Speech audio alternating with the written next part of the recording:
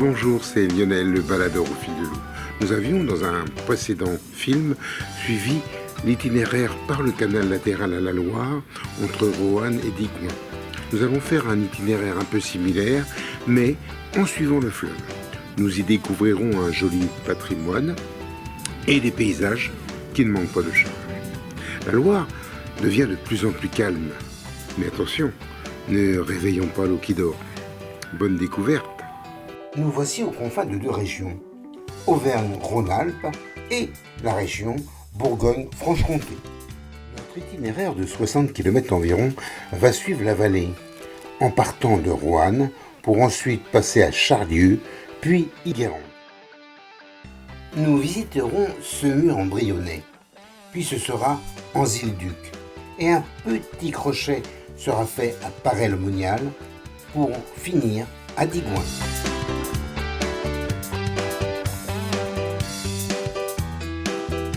Roanne est une jolie sous-préfecture du département de la Loire.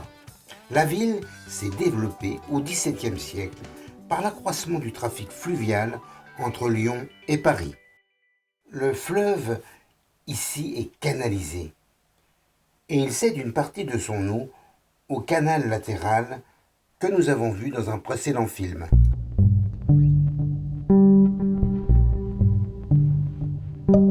Le pont principal est le pont du Coteau, construit en 1834 en remplacement d'un pont emporté par la crue. Malgré la bonne régulation du barrage de Villerest, en amont, la rivière reste capricieuse. Et autrefois, des crues importantes ont été enregistrées, notamment en 1846, 1856 et 1866.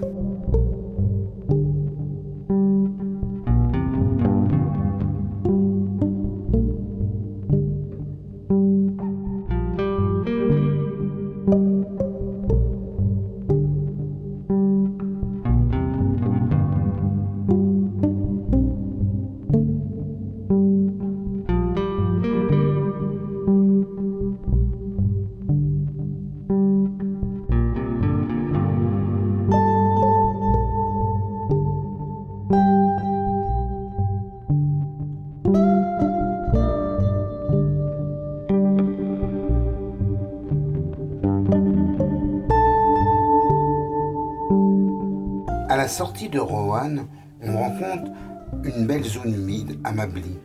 Ici, l'écosystème est expliqué dans un lieu adapté, invitant à parcourir les étangs par des chemins.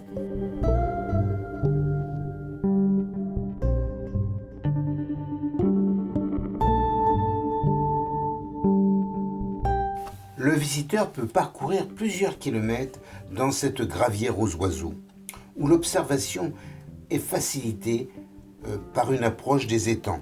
On observe notamment de nombreux oiseaux comme les cygnes, etc.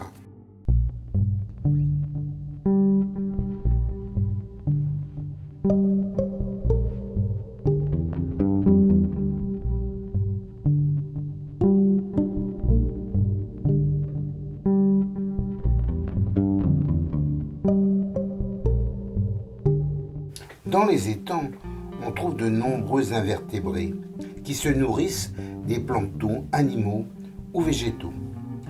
Ces invertébrés servent de nourriture aux plus petits poissons comme la blette, le gardon ou même la carpe. Les carnassiers, eux, comme le brochet, se nourrissent de ces poissons. En bord de Loire, le brochet est parfois soigné.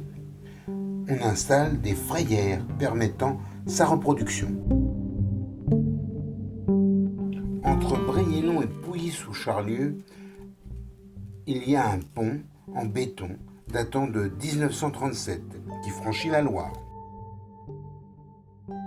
Il est nécessaire de visiter l'abbaye bénédictine de Charlieu, qui a été rattachée à celle de Cluny vers 930.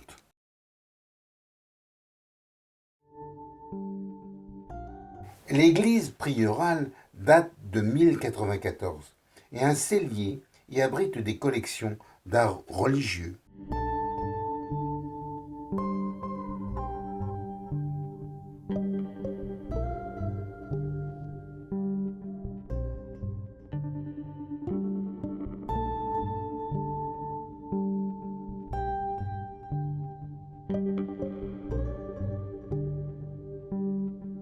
Un cloître de style flamboyant dessert les bâtiments.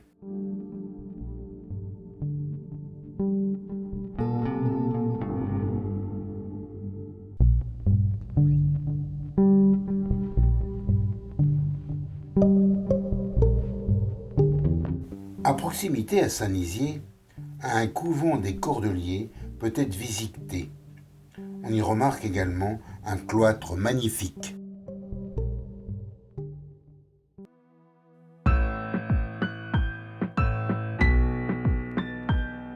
La vallée se resserre à Yguérande, du fait d'un relief calcaire que la Loire a eu du mal à creuser.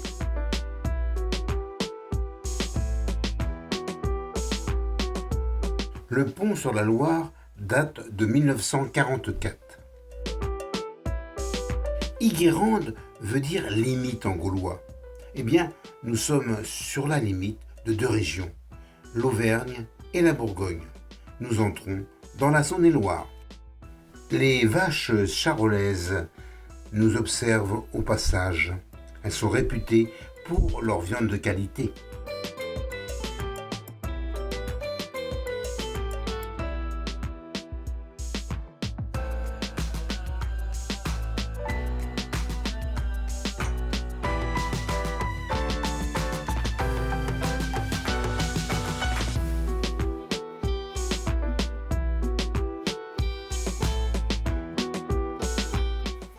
Du côté de Arthay, il y avait autrefois un bac pour traverser la Loire. Celui-ci fut supprimé en 1959. Il pouvait transporter 30 personnes ou 2 charrettes. Nous visitons le château Saint-Hugues à Sémur en Brionnais, village perché dominant la vallée. Ce château est un remarquable vestige de l'architecture féodale du Xe siècle.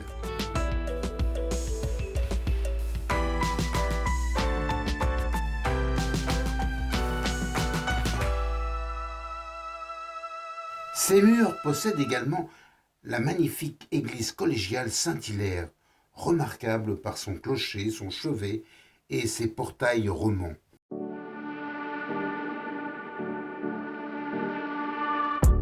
Le prieuré Saint-Hugues, avec sa jolie chapelle, héberge une congrégation de religieuses. Nous redescendons vers la Loire, passant dans le paysage bocageux du Briennois.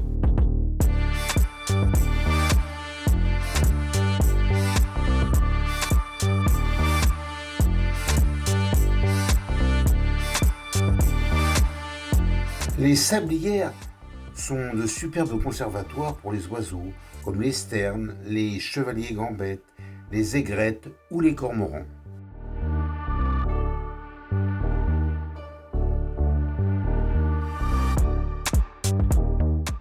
Puis, c'est le pont de Chambilly, construit en 1938, venu sonder le bac d'Arthay, pour ensuite le remplacer.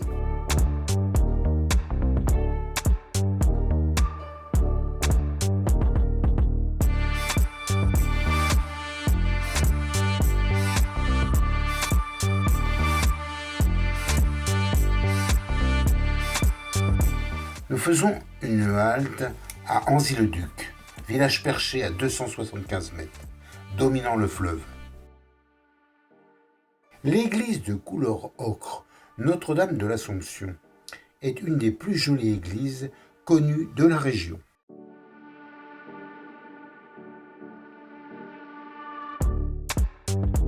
Après avoir passé le porche et son beau tympan, l'intérieur nous montre une nef majestueuse, avec des fresques dans les absides.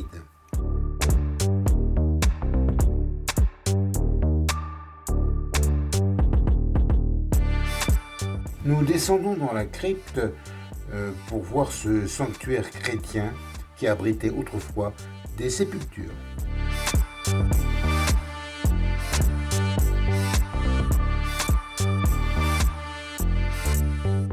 À partir de Vindecy, la Loire a une dynamique qui se réduit. Elle se ralentit. Les plages et les dépôts sableux qui s'installent dans les divers méandres deviennent de plus en plus nombreux.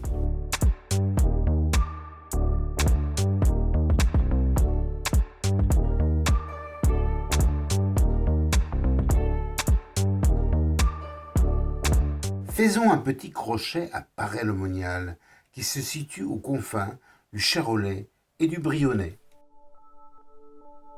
Paray-le-Monial est un lieu de pèlerinage chrétien sur le thème de l'adoration du Sacré-Cœur de Jésus. À Paray passe la Bourbince, qui est un sous-affluent de la Loire. Elle est longée par le canal du Centre ou canal du Beaujolais.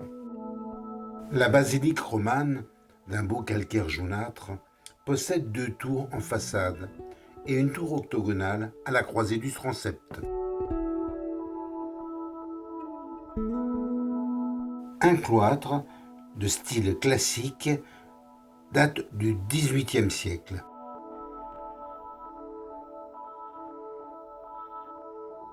Cette église est un magnifique exemple de l'architecture clunisienne.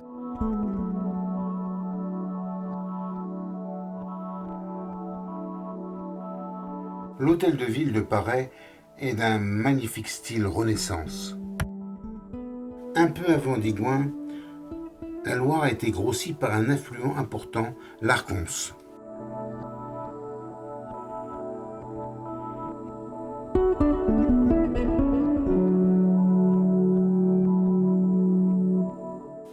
Passant dans une zone de bocage et de champs, elle fait un beau méandre surplombé par l'autoroute A79 nommée la Bourbonnaise.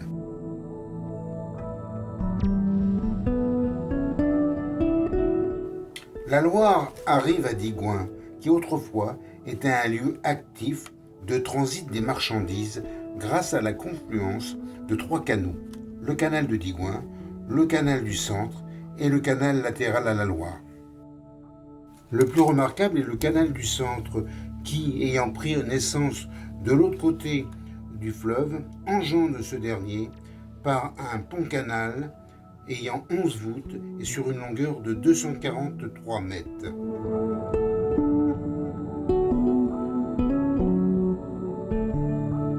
Le port s'est développé sur le canal du Centre et non sur les rives du fleuve du fait de l'irrégularité de ce dernier.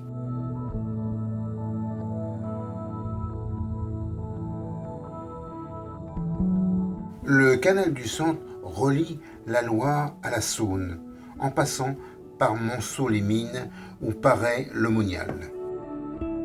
À Digoin, ce canal est régulé par une écluse. Il passe à proximité d'un musée qui évoque la Loire et la batellerie.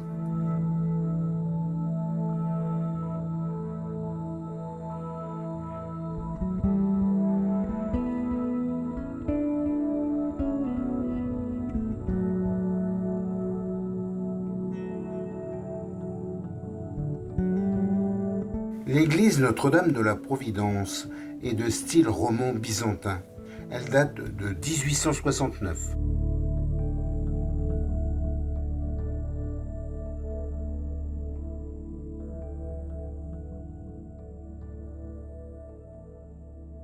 Un couple de cigognes a élu domicile depuis quelques années sur le toit.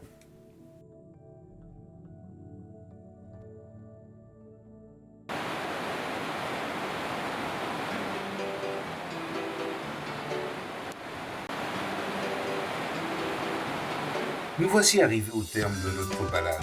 Je souhaite que cet itinéraire vous a plu et j'espère vous retrouver dans la suite de notre parcours le long de la Loire. À bientôt.